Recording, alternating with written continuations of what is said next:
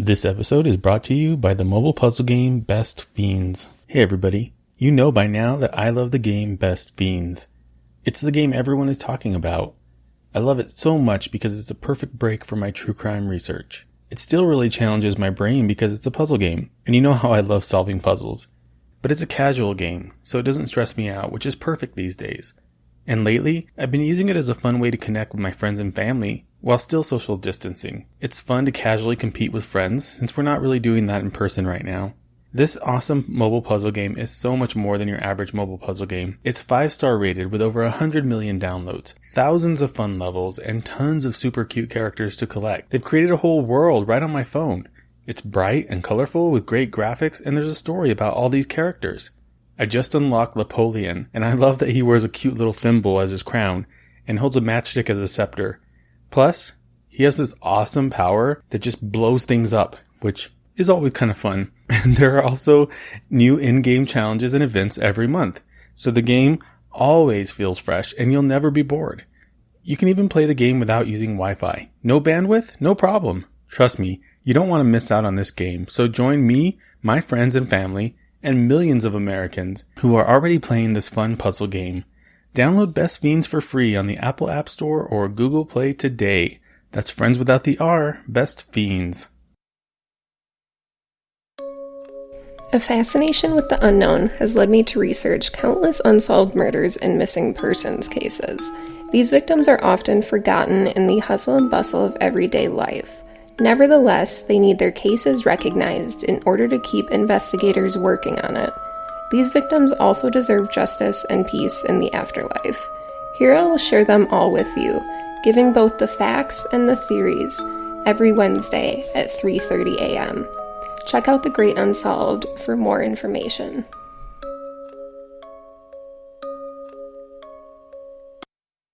The Oracle Network. Look deeper.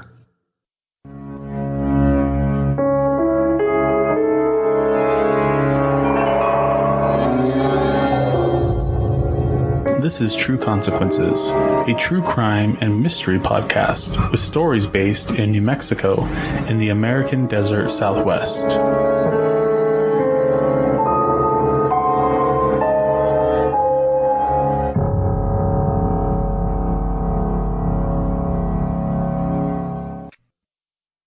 Welcome to this live stream that is going to be a major bummer, you guys. I'm so sorry. I know that's just kind of my style. So we're going to talk about the Lori Vallow, Chad Daybell case, which is kind of a shit show. Not kind of a shit show. It is a shit show. I am probably not going to do this case justice in this hour, but I'm going to try. If you really want an in-depth look at this case, I would encourage you to look at some of the other podcasters that have done series on it. And one in particular is my friend Robin, who is a co-host on We Saw the Devil. That show has covered, I think maybe 7 or 8 episodes specifically about this case. And so for those of you that know my show, you know that I only talk about New Mexico. But this case has really gripped my heart. And I figured that GetVokl would be a great place for us to dive into this, just because it isn't part of my normal stream of episodes. And I can divert a little bit away from New Mexico for this. I also feel like it's important to tell the story of these kids who suffered a horrible fate at the hands of their mom. It's just horrifying. Anything to do with kids, I'm super passionate about. And for obvious reasons, you guys that know me know why. So this case is completely nuts, totally sad. There's so much death and conspiracy around these two individuals, and I don't think I'm going to be able to even scratch the surface of this in this hour. So again, I want to remind you, if you want to deep dive, check out Robin's podcast, We Saw the Devil. They're going to talk about it in depth. If any of you have thoughts or things that you want to contribute, grab a spot, jump in. I want this to be interactive. I did as much research as I could, but there is so many moving parts to this thing, and there's so much craziness that I'm not going to be able to get it all. So I'm sure I'm going to miss something. So if you guys know something, jump in here and totally add it. add to the conversation, please. So the biggest reason I wanted to cover this case is because I am super passionate about justice for children, especially those who are victims of abuse and murder. And this cause is very close to my heart. The facts of this case have been bothering me for months and months, especially as I've watched them unfold on the news.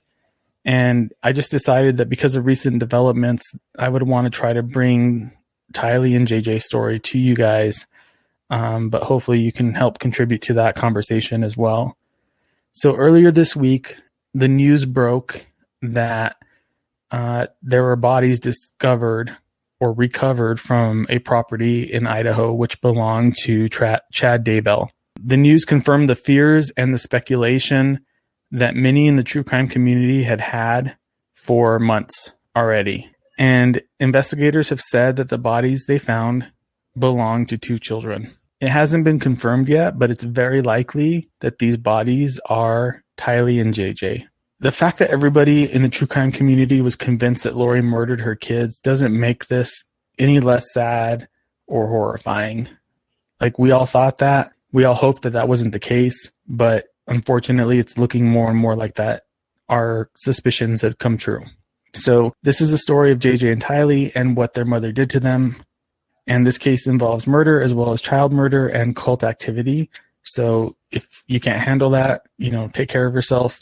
Trigger warning, be careful. It really is sad, Brandy. It's an awful case.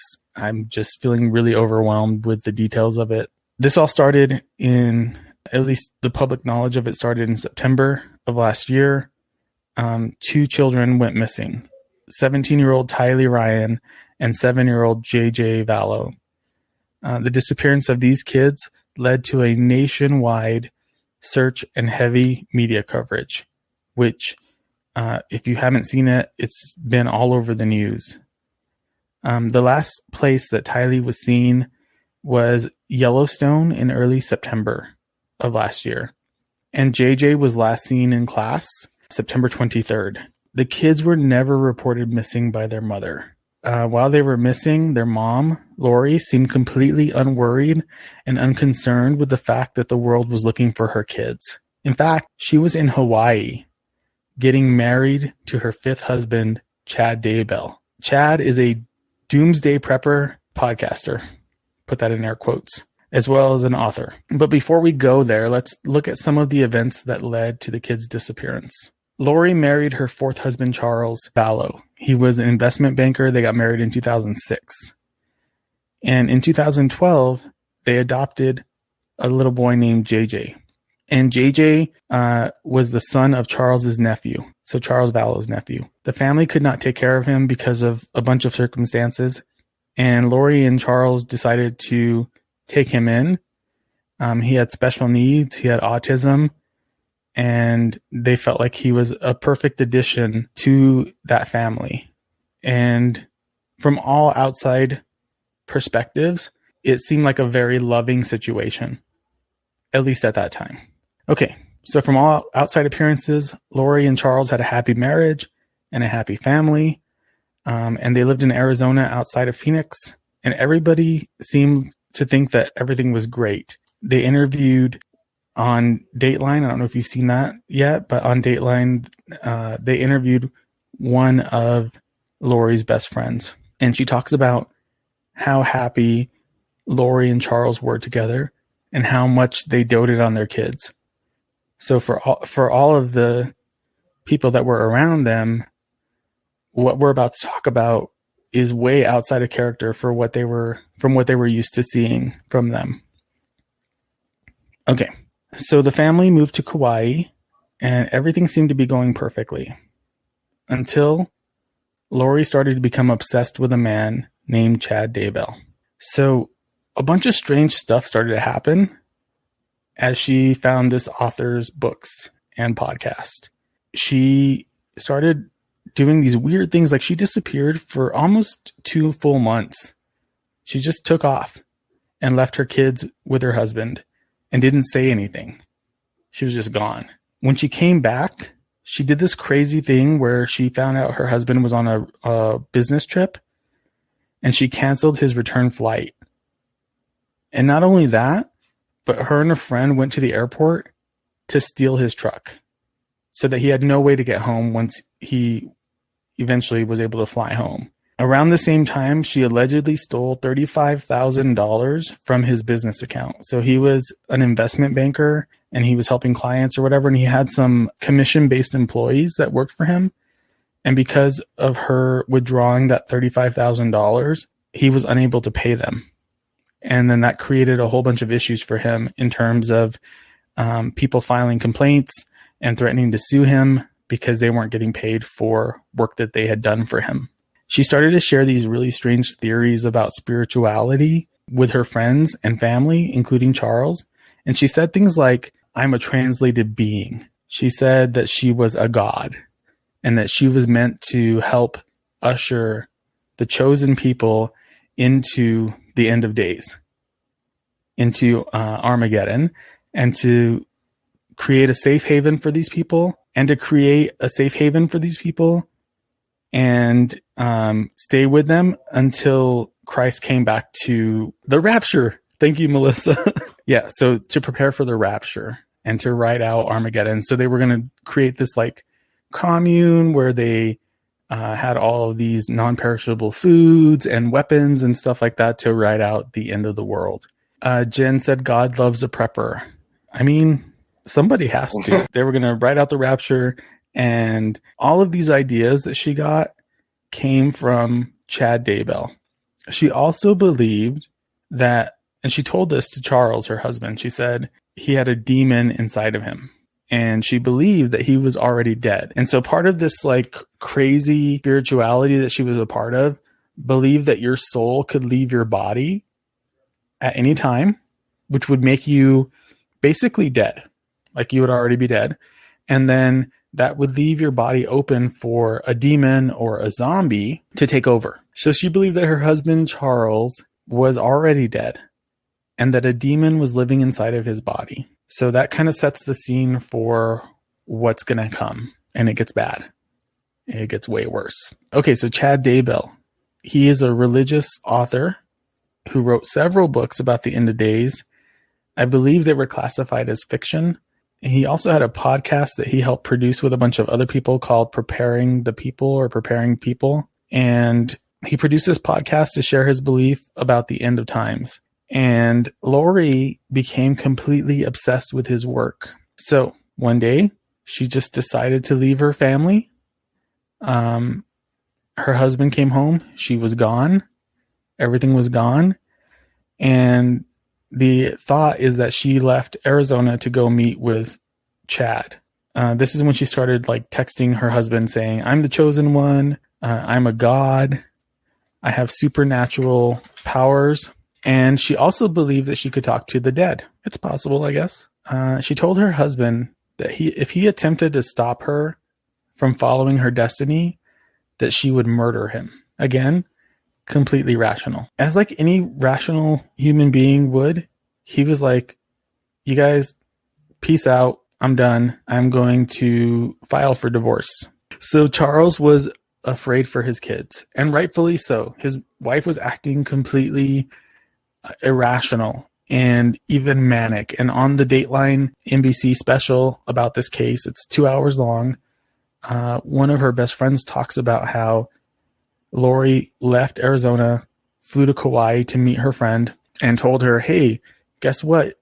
I'm a translated being. I'm here to help usher in the end of the world, and I'm going to create a space for 144,000 people that are chosen to go to heaven.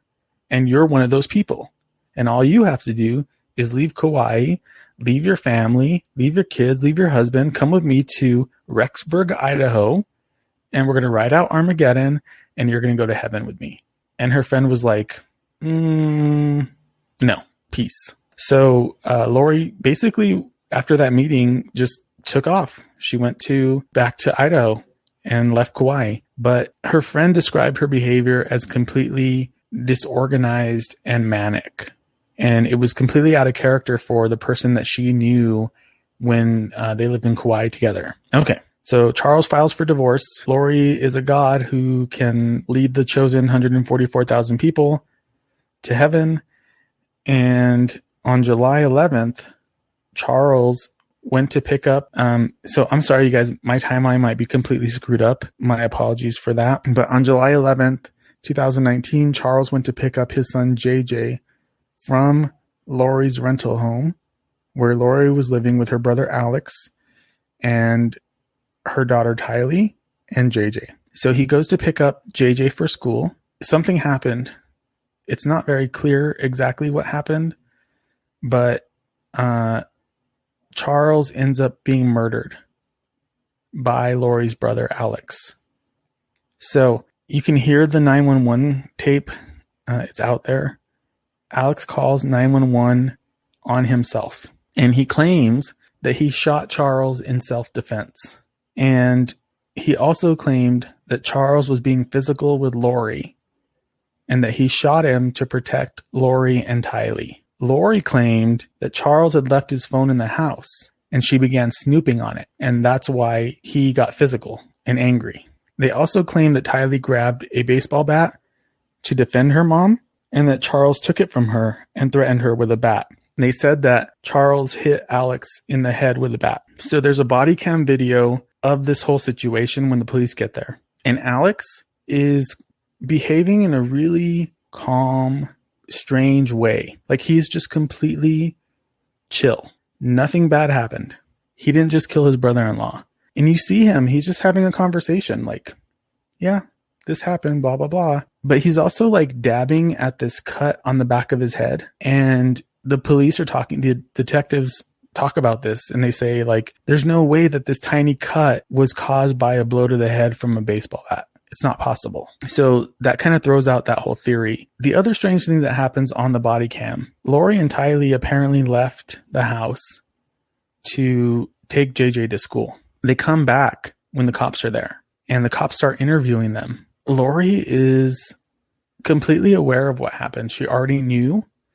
She told the cops that she already knew, but she was just like, whatever, smiling, laughing, making jokes, not really even seeming to be concerned that her husband was murdered in her house. Everybody is just so freaking calm. Like, it is the weirdest thing I've ever seen, ever. Can't even describe it. I encourage you to go watch the body cam video because it's not the way you would expect somebody to react when somebody dies in their house, especially when they're shot in the chest in your house. Even if you hate that person, like if somebody died in my house and I hated them, I would probably still be freaked out that somebody died in my house. And the police and the detectives comment on the behavior of Alex and Lori and even Tylee. Tylee seems so matter of fact about everything. They take the kids, they take Alex and Lori to the police station. They interview them, and it's just strange. So here's the other thing. Alex had already been arrested before, and that's for attacking Lori's third husband. And his name was Joe Ryan. He attacked him with a stun gun, and he was arrested for assault. So he had a history of using physical violence to protect Lori. So the other thing that you need to know is that Charles was super strong and super fit, and he used to play baseball in college. So if he would have hit Alex in the back of the head with a baseball bat, he probably would have split his head open. That cut, it's just no way that it was caused by a bat. Things really just start to escalate. The crazy starts to escalate.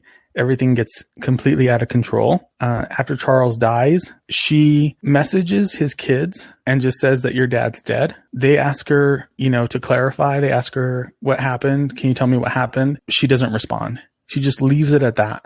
Your dad's dead. The end. It's completely insane the way that she handled that. And so the kids are getting angry and they're getting frustrated and they're getting upset with her because she is not answering any of their questions. It didn't even sound like there was funeral or anything, and not the way that anybody in that situation, normally would be expected to behave. Shortly after Charles died, Lori took the kids and they moved to Rexburg, Idaho to be closer to Chad Daybell. She left her house in Arizona and moved to Idaho. The other person involved in this is her niece, Melanie. Lori's niece divorced her husband pretty quickly. He said that basically he was thrown off by it. Like, she just abruptly told him she wanted a divorce. And she also moved to Idaho and moved next door to Lori and Chad. And Alex also moved there. So all three of them were living in this townhouse kind of complex in Idaho. So her husband claims that Alex shot at him. This is Lori's niece, Melanie, claims that Alex shot at him. Identified Charles Vallow's Jeep as the vehicle that the shooter was in. And at first, he thought it was a paintball gun until he realized that his window was completely shattered. So he called 911. They took a police report. There's this kind of idea that maybe Alex was trying to kill him. There's an interview with Melanie. She claims that she doesn't know anything about that. She does say that she probably shared with Alex that she was concerned and, they were going through an ugly custody battle. So either Alex took it upon himself to go after her ex-husband, or Lori told Alex to do it, or Alex, it's hard to know what happened. But here's the other thing. Chad Daybell was married at this time. So this whole thing's happening. He has a wife of like 29 years. Her name is Tammy. And pretty quickly after this incident, Tammy claims that she was also shot at by what she thought was a paintball gun. So she called law enforcement to report this incident. This is all just weird and insane. And I'm just giving you the information. I don't really know if that was Alex or not. It seems plausible that it could have been him.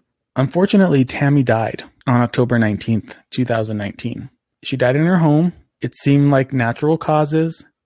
It seemed like non-nefarious circumstances. But 2 weeks later, Chad and Lori got married to each other in Hawaii. 2 weeks after his wife died. And it gets worse. So JJ's grandparents, Larry and Kate Woodcock. So Kate Woodcock is Charles Vallow's sister. And they are the grandparents to Charles and Lori's adopted son, JJ. They started to become worried about JJ because they hadn't heard from him. And Lori was giving them a runaround, making excuses. And so they were just getting really sick of it. So they reached out to the police for help. And this is what started everything. If it wasn't for JJ's grandparents, it's hard to know how long it would have taken for law enforcement to become aware of what was happening with these kids. So the police started to ask questions, and they arrived at Lori's townhouse. So the police were met by Alex and Chad outside of the house.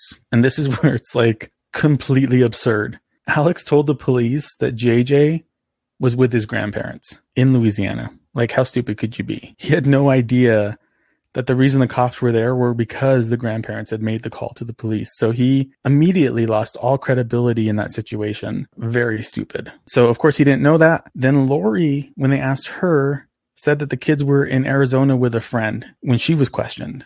The police followed up on that lead and nothing happened. Like, there was no kids in Arizona. So she was lying about that too.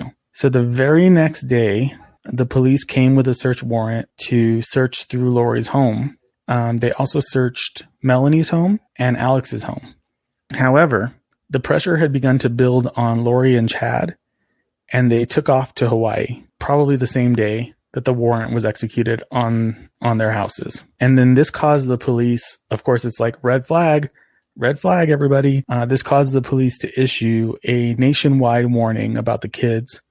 And this warning is what prompted a lot of news coverage and media to start hitting everywhere in the U.S. So the police are looking for the kids. The Woodcocks are looking for the kids. And Lori and Chad are in Hawaii having a great time, having a honeymoon. It was really bizarre. You can see some of the photos of them. The kids are missing and they're like on the beach dancing and singing. It's really crazy. The rest of the world is looking for her kids. Her older son is looking for the kids. The family is worried about the kids, and they're on the beach having a great time. What kind of mom would do that? Just not even care that your kids are missing. But the older son really seemed to want to advocate for his siblings and to push his mom to do the right thing. He seemed like a really good kid, and he seemed to have his stuff together, which was awesome to see how well put together he was, despite his mom being completely batshit crazy. Excuse me. In November, so now we're in November of 2019, Lori's niece Melanie starts using a Mormon-based dating app.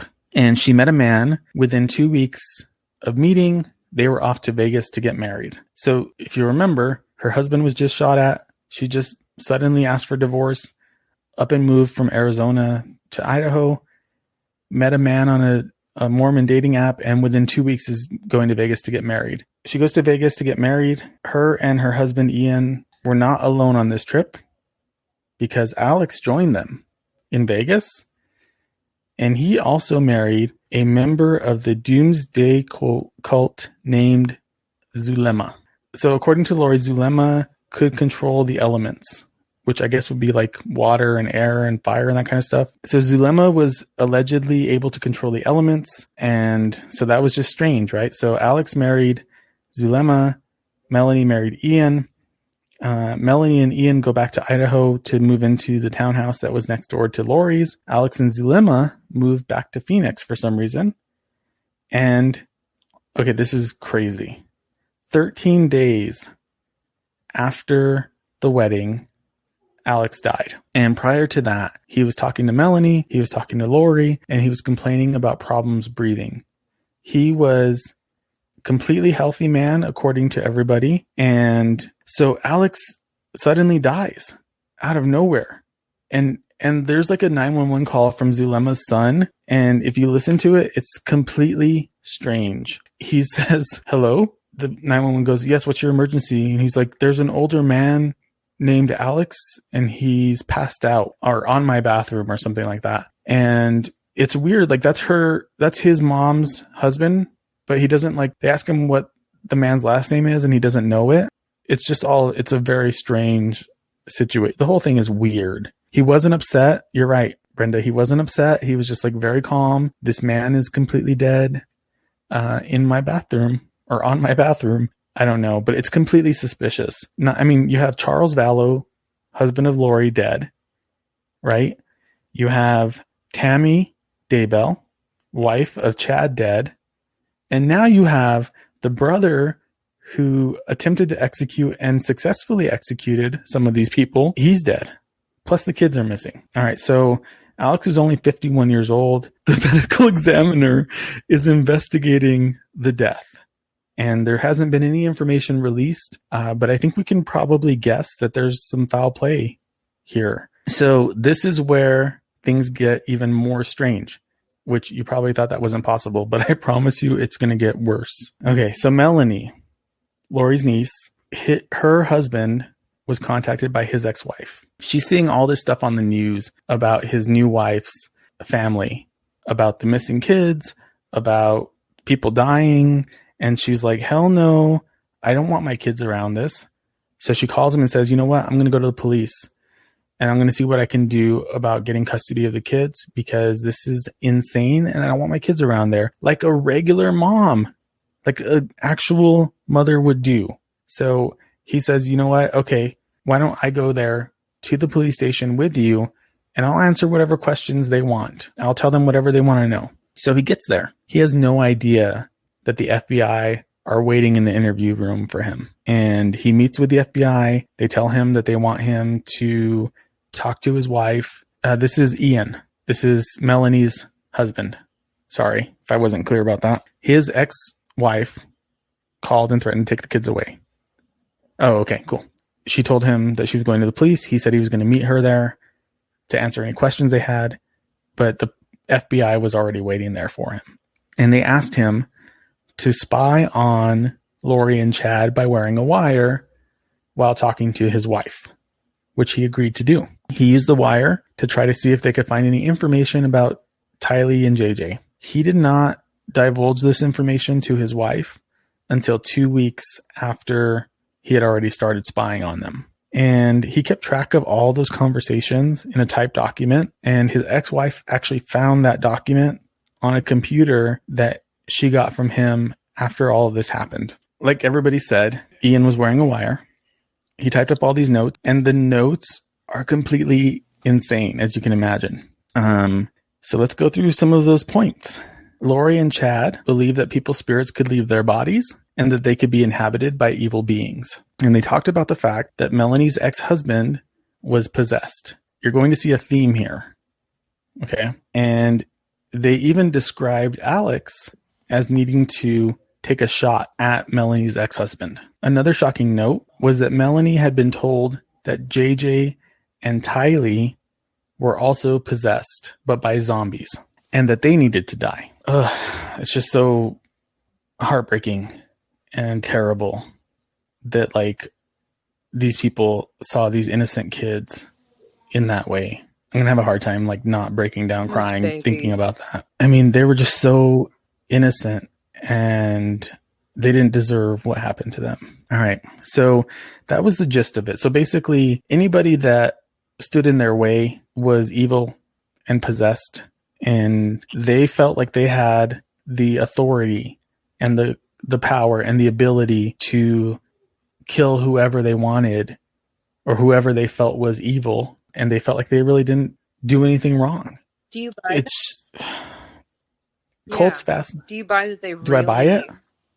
didn't believe they'd done anything wrong? I mean, if you look at Lori's face in some of the hearings that she's in, yeah, I think she probably does think she did nothing wrong. She's smiling and joking and laughing. I have a hard time. I have a hard time believing that she doesn't realize she did something wrong. I think that I just feel like she doesn't give a shit. Like the whole thing is orchestrated. Like the whole zombie thing and whatever. I mean, it's such bullshit, you know? I mean, I don't know. I have a really hard time with it, especially as a mom. I'm just like, how do you, your kids are possessed? Are you serious? Sorry, Alex. I'm just on my phone right now. She's on her iPhone. There's no mic volume. She was either evil or insane or both. Yeah, I agree, Fern. There's just no excuse for any of it. All right. So aside from that, so police figured out that Lori and Chad were in Kauai. And in January, they ordered Lori to produce the kids within 5 days. She completely ignored that order. And she was subsequently arrested and charged with 2 felony charges of desertion of an abandoned child and 3 misdemeanor charges of obstruction of an investigation. And she was extradited back from Hawaii. And her bail was set for $5 million, which is an obscene amount of money, but I think it's appropriate for what she did. All right. So did you watch the Dateline special at all, Ariel? Yeah. So they interviewed this woman named Angela, who was a former member of the cult, which they're saying there's no cult. Everybody says that there's no cult, but yeah, if it walks like a culty duck and talks like a culty duck, Yep. it's probably a culty duck.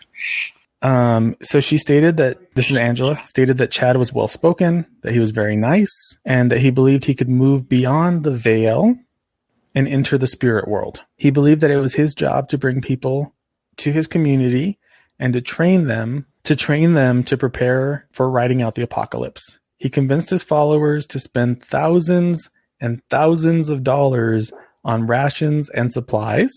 He claimed that he was able to see people who had been possessed by demons. He also claimed to be able to banish those entities. And so Angela talks about her boss was in this cult too. And this is crazy. And so she'd be like, hey boss, QuickBooks is acting up. And so he would literally like go banish the QuickBooks demons from the computer. And then he believed like everything was fine, even if it still wasn't working or whatever. I don't know. Okay. So luckily one of her friends who like gave a shit about her, Angela, intervened and said like, you need to get out of here. This is crazy. You're going to end up dead. And when they asked her if she felt like she was brainwashed, it was really interesting. She said that grooming was a better word for it, which that was like, yeah, that says a lot. They're not very different. It was interesting that she said that. Like, it made me start to think about a bunch of other stuff that could possibly have been happening there. All right. So she decided to leave the cult. And then guess what, you guys? She's possessed by a demon suddenly, because she was allegedly now trying to interfere with the work that they were doing. And demons get blamed for everything. It's so true. So true. So accurate. So she also said that Chad believed that his wife, Tammy, was possessed by a zombie, and that she was supposed to have already been dead from a car accident. So this is before Tammy died. These were the things that he was saying to the cult. Which again leads you to believe that he obviously had something to do with her death. I mean, obviously, but that makes it more obvious. Tammy's body was exhumed. So she was buried in Utah because I think that's like a special place for the LDS faith. She was buried in Utah, and the Utah police exhumed her body in order to conduct a toxicology report to see if she had been poisoned or drugged. None of that information has been released yet. It's been a while since they exhumed her body. All right, but it seems clear that Tammy was murdered as a means to prevent her from interfering with Chad's relationship with Lori. And it seems that the pair were willing to dispose of anybody who would threaten their plans or their relationship. Not only the fact that they got married so quickly after Tammy's death, like that was shocking and that was telling, but get this. The pair had purchased 2 wedding rings on Amazon 17 days before Tammy died. Not only that, but they used Charles Vallow's Amazon account to buy the rings. It's all so icky, all of it. The Idaho Attorney General opened an investigation into Chad and Lori about the suspicious death of Tammy, and in an official document had named them as primary suspects in an investigation for conspiracy, attempted murder, and murder. So we'll see how that shakes out. I guarantee you that we're going to see an escalation in charges on both of them. Hopefully. Very soon. I mean, I see it, but yeah. Yeah. I hope so too. I feel like I've only scratched the surface of this, you guys. Like, there's so much more on this case, and there's probably a lot more that the police don't know and that we don't know that is probably even worse or equally as bad as what's happened so far and what's been released so far. The entire case is completely terrifying, and honestly, my heart breaks for those kids and like the people who love them and who cared about them, and to see Lori's oldest son completely gutted by the fact that his siblings are gone. It's just unnecessary. It's insane. It's everything horrible. All of it's terrible. Like, how could a mother kill her own kids? And then go on fucking vacation? I mean, that's psychopathy. That's not, I mean, there's no other, I mean, it has to be.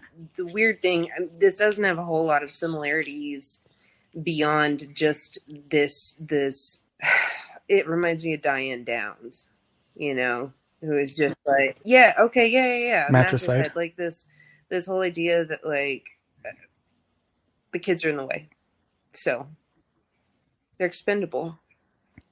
Yeah, it's the peak of selfishness, but also there has to be some, I think you're right, some psychopathy involved. Yeah, so Brenda's asking, did they think the world was going to end on July 22nd? Yes, that's the date that they believe that the world was going to end, July 22nd, 2020.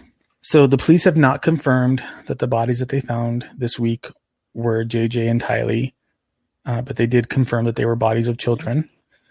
And it seems unlikely that it would be anybody else. Well, and there's been back and forth on the JJ confirmation, hasn't there? Yeah, the grandmother, I think, said that it was him, but then there's also some conversation that the way the bodies were disposed of, that it was pretty much impossible to tell. So the fact that these extreme beliefs are what drove Lori to do this is, I mean, upsetting isn't the word, but that's the only word I could come up with. Listen, you guys, if your God tells you to kill people, if your God tells you to kill children, go fucking find a new religion. Like, go find a new religion. I'm sorry. Yeah. The fact that or seek help. Yeah. The fact that they believe that this was all done in the name of God is just absurd to me. This is a sect of Judeo-Christianity, correct? Mormonism. Okay. So Mormonism. It's a splinter of, right? Which is, yeah. I mean, if you look actually at biblical precedent, you know, you've got Abraham being told to sacrifice his son, and God stops him. Well, and they relate what happened as that type of action. That's kind of what they're leaning on to justify what they're doing. Is Abraham? He didn't. But he didn't actually kill his son. That's the whole point. is that Abraham was willing to do that to show his devotion to God. And God was like, yeah, no, I was kidding, bro. Like, seriously, I wouldn't do that. I wouldn't do that. The only JK, son LOL. that should be sacrificed is my own.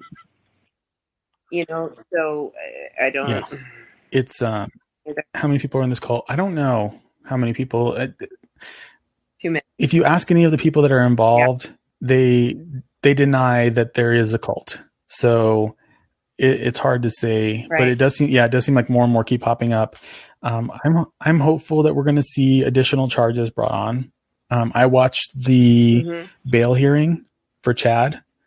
I don't know if you guys saw it, but the prosecutor asked for $1 million in bail. His attorney asked for $100,000 in bail. The judge gave $1 million in bail. So it seems like so far the justice system is looking to make an example out of them. And I hope that continues. And I hope that we get justice for these kids. Yeah, he did look very calm, Brenda. If you watch that, he's just like, no big deal, you guys. But she's the same way. They're both the same way. It's such a weird thing. Such a weird thing.